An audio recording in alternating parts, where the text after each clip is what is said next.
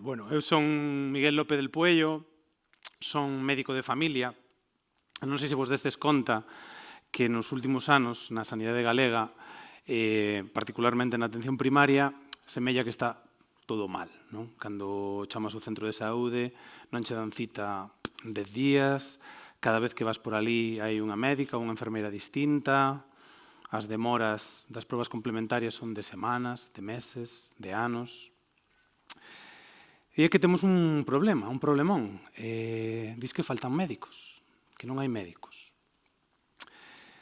Os residentes rematan a súa formación de 4 anos e cando acaban, esvaecen. E co problema é o galego. Sí, o galego non é outra cousa.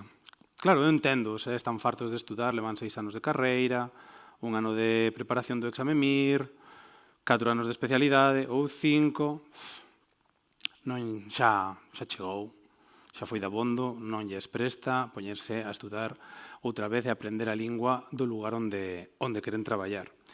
E ala que marchan, pois, Castela adiante, cara a outros lugares, a Reino Unido, a Francia, non se sabe. Como vos imaginaredes, este problema non o temos únicamente aquí. Este problema tamén se dá en lugares como Euskal Herria, Baleares, Cataluña. Os médicos marchan, fuga de médicos polo idioma. Despois están os comentarios que se ven nas redes, non? No, pero é que así perdedes a oportunidade de ter vos médicos. O importante non é o idioma que falen, o importante é que salven moitas vidas, que sexan moi bons. No? Cando imos ao médico, queremos unha boa atención á marxe da lingua. Iso é o prioritario. E é que a lingua é unha barreira. Só que é unha barreira mellor non do mesmo xeito que pensan algúns. Vamos a imaginar unha situación, non? Ti chegas ao médico, sentas ali na consulta, é un médico que fala en castelán, que non sabe falar en galego, e ti pregúntache, a ver, José Manuel, que le pasa? Cuénteme, que le ocurre?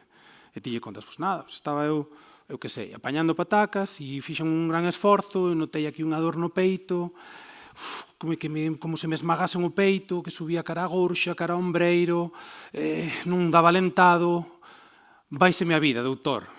E o médico mira para ti e che di, bueno, pues nada, José Manuel, paracetamol e mucha agua e ya vamos viendo, non? A situación sería tráxica, podría acabar de forma tráxica. E agora imaginade a mesma situación se ese mesmo médico, en lugar de elixir traballar aquí en Galicia, marcha cara ao Reino Unido e entra un doente na súa consulta e obviamente falalle en inglés. Vos imaginades a un médico traballando en Reino Unido que non soubese falar en inglés? A situación tráxica adquire rapidamente tintes cómicos. Pois esta realidade, esta situación, vémola a diario na consulta.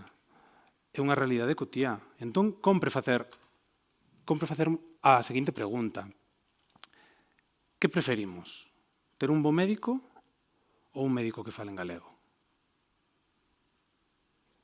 Na miña opinión, ningún deles. Esta pregunta é un falso dilema. O que compre facer é rexeitar a propia premisa da pregunta. Non hai que contestar. Eu elixo ambas as dúas. A lingua é unha ferramenta fundamental para traballar no eido sanitario. A comunicación, unha boa comunicación, é clave, é o que necesitamos para prestar unha boa asistencia, unha asistencia sanitaria de calidade. Se vos parece unha tolemia que un médico preste atención en un país anglofalante sen saber falar inglés, por que non nos parece o mesmo cando sucede esa mesma situación en Galicia? En primeiro lugar, está o máis obvio, que é que necesitamos traducir as queixas, as doenzas, as preguntas dos doentes a unha linguaxe técnica. Esa conversa, ese xeito de falar entre o médico e o doente é o que chamamos anamnese, que non é outra cousa que o palabro médico para referirnos á entrevista clínica, a entrevista médica. A anamnese é a ferramenta fundamental do médico de familia. É unha ferramenta moito máis poderosa que calquera outra proba complementaria. Máis que as analíticas, máis que os raios X, máis que as biopsias, que os escáneres. O falar. Falando conseguimos resolver o 90% das dúbidas, das cuestións, das preguntas do doente, dos problemas de saúde do doente. Eu non entendo como hai compañeiros que rexeitan con tanta alegría dispor desta ferramenta. Unha ferramenta rápida, barata, sen efectos secundarios para o doente, que podemos utilizar todos os profesionais. Así e todo, a consulta é moito máis que un procedimento técnico, que é o que moitos esquecen. Si que é certo que na consulta falamos de dores, falamos de probas, falamos de menciñas, de molestias, falamos de asteriscos na analítica, pero a consulta é moito máis que iso.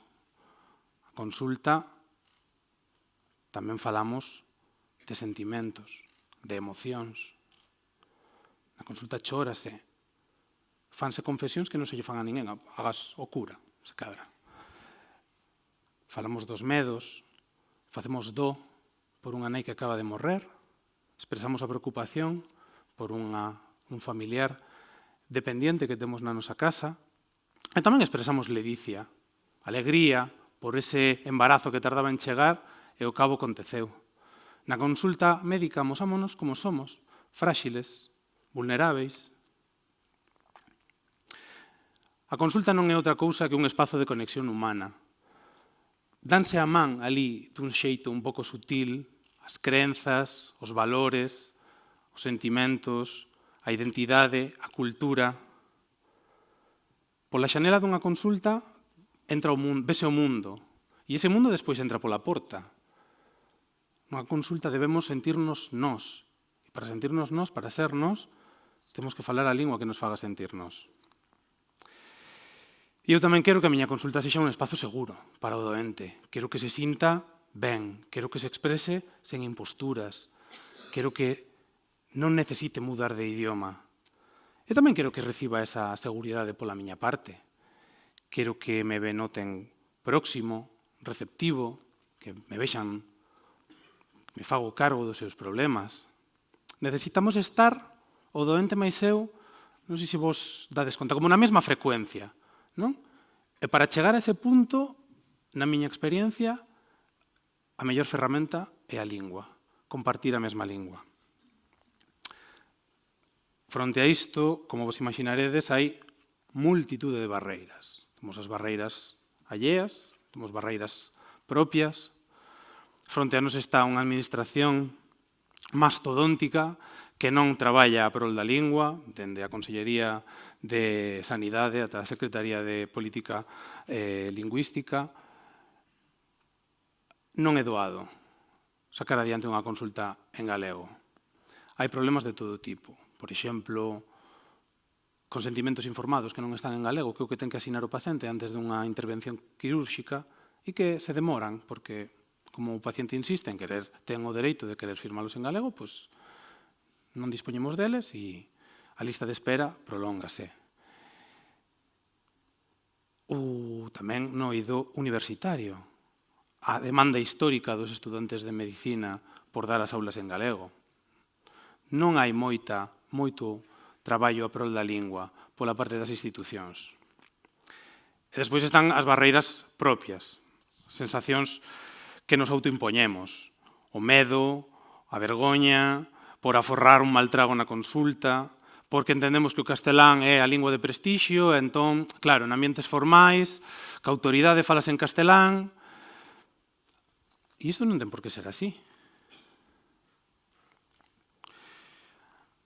Así é todo, o motivo de máis peso para desartellar todas estas argumentacións e todos estes comentarios que escoitábamos ao principio non é que a lingua sexa só unha obriga para o profesional da saúde, non. É que a lingua, falar en galego é un dereito do doente, nin máis nin menos. Gustaríame rematar poñendo en valor as iniciativas que traballan a prol da lingua no ámbito sanitario, como esta campaña da Mesa pola Normalización Lingüística. E animarvos a usar o galego na consulta do médico. Falade en galego co voso médico, falade en galego cando chamedes o 061, cando vaiades a urxencias, cando vaiades ás consultas de atención especializada no hospital. Falade galego. É mellor para vos e é mellor para nós. Falar galego é saudável. Moitas gracias.